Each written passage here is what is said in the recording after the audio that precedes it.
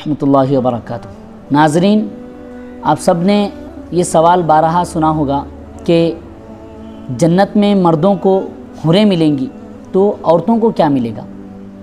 आएँ इस सवाल का जवाब पढ़ते हैं। नाज़रीन इकराम, इंसान जब अपनी असल से दूर हो जाए तो वो ऐसे सवाल भी करने लगता है जो फितरी नहीं होते और अक़ल के करीब भी नहीं होते, बल्कि गुमराही की अलामत होते हैं। और सबसे बढ़कर हैरत तो तब होती है जब औरत ख़ुद अपनी फितरत के ख़िलाफ़ सवाल करे। मर्द अगर कोई बेहुदा सवाल करे तो ताज्जुब नहीं होता, क्योंकि मर्द की फितरत में वुसअत और कसरत का असर पहले ही से मौजूद है।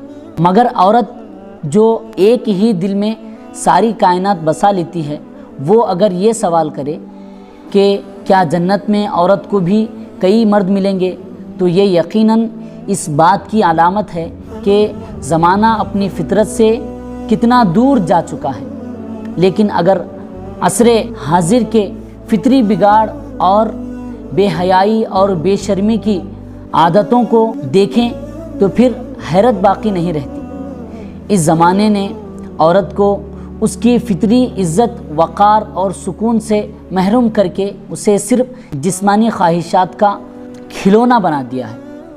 अब औरत अपनी असल पहचान भूलकर वही सवाल कर रही है जो गुमराह मर्दों के हलकों में हुआ करती थी।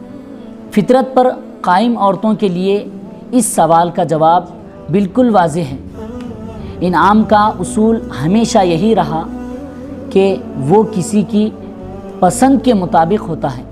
इनाम देने वाला चाहता है कि जिसे इनाम दे रहा है वो खुश हो, उसका दिल मसरूर हो और वो राहत महसूस करे। अब ज़रा आप सोचें, क्या किसी शख्स को ऐसा तोहफ़ा देना जो उसके मिजाज के ख़िलाफ़ हो उसके लिए खुशी का बाइस होगा? यकीनन नहीं होगा।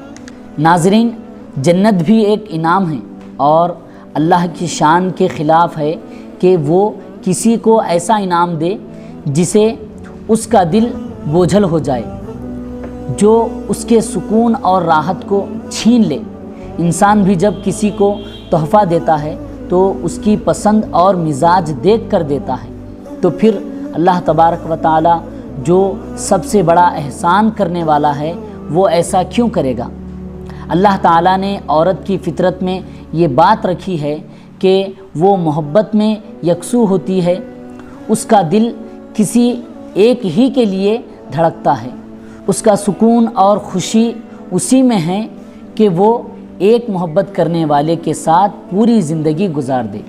यही वजह है कि दुनिया में भी सच्ची मोहब्बत करने वाली औरत जब किसी मर्द से दिल लगा लेती है तो उसके बाद उसका दिल किसी और की तरफ माइल नहीं होता, चाहे ज़माना उसे मजबूर करे या हालात उसे आजमाएं।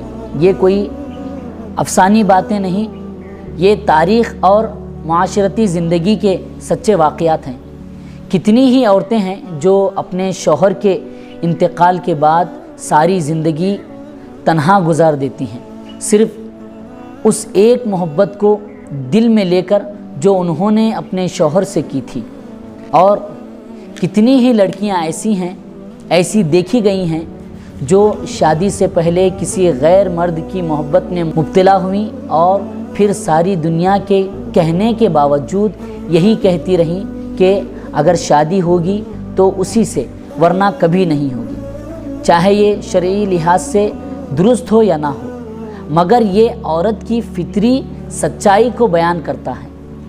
नाज़रीन, औरत जब मोहब्बत करती है तो फिर उसके दिल में और कोई ख्वाहिश बाकी नहीं रहती। उसके लिए एक मर्द ही पूरी दुनिया बन जाता है। इसके बरक्स मर्द के दिल में तादत की गुंजाइश है, उसकी फितरत में वुसात है। इसीलिए इस्लाम में भी मर्द को एक से ज़्यादा शादियों की इजाज़त दी गई है, मगर औरत को नहीं। ये शरीयत नहीं बल्कि फितरत का फ़ैसला है।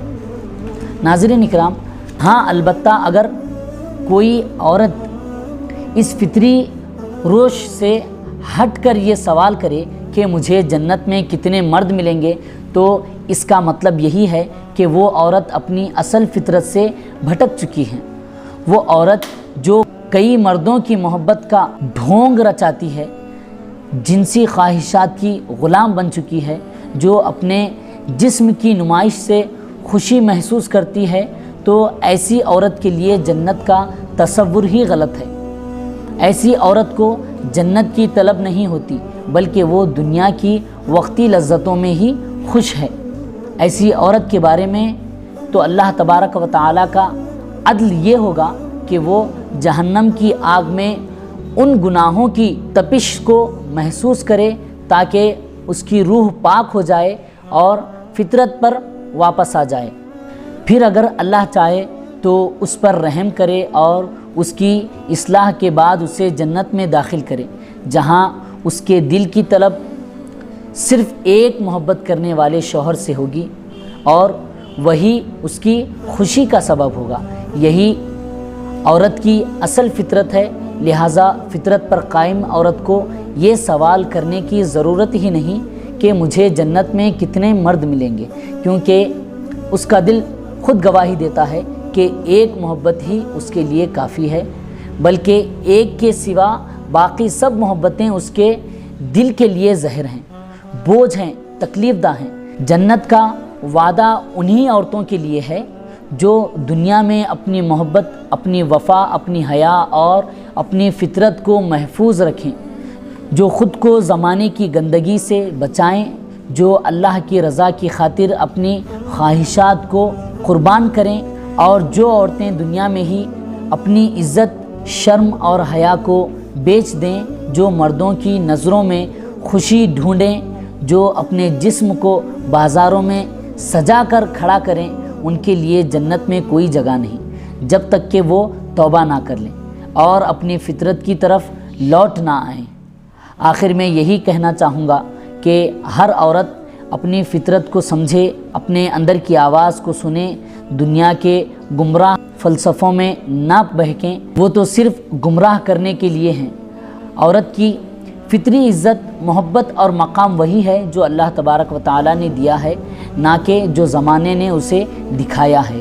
اللہ تبارک و تعالیٰ ہمیں اپنی اصل فطرت پر قائم رکھے، ہمیں جنت کی حقیقی خوشی عطا فرمائے اور شیطان کے گمراہ کن سوالوں سے محفوظ رکھے۔ السلام علیکم ورحمۃ اللہ وبرکاتہ۔